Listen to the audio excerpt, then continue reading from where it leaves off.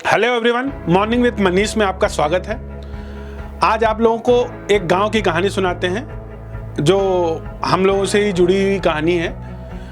एक गांव होता है, उसमें एक विनोद नाम का व्यक्ति होता है जो बड़ी अच्छी तरह उस गांव में अपना जीवन यापन करता है।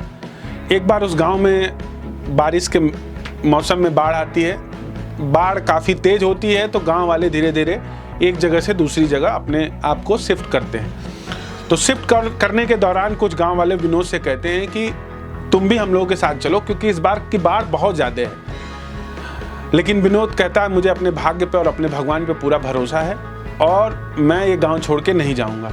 बाढ़ बढ़ती जाती है, विनोद का घर लगभग डूब जाता है तो वो छत पे चला जाता है। उस दौरान राहत कार्य में लगे हुए आर्मी के जवान उसके पास आते हैं और कहते हैं कि आप इस गांव को छोड़ दीजिए, क्योंकि इस बार बाढ़ बहुत भारी मात्रा में पानी लेके आ रही है, जिससे आपका घर और आप भी डूब सकते हैं। लेकिन विनोद कहता है मुझे अपने भाग्य और अपने भगवान पर पूरा भरोसा है, मैं नहीं डूबूंगा।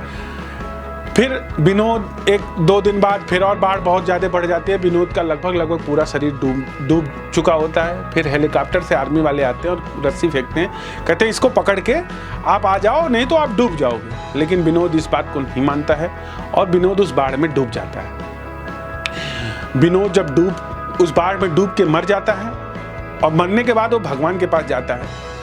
तो भगवान से जब उसका सामना होता है तो भगवान से कहता है कि मुझे आप पे इतना भरोसा था, मैं आपका इतना पूजा पाठ करता था, फिर भी आपने मुझे क्यों नहीं बचाया।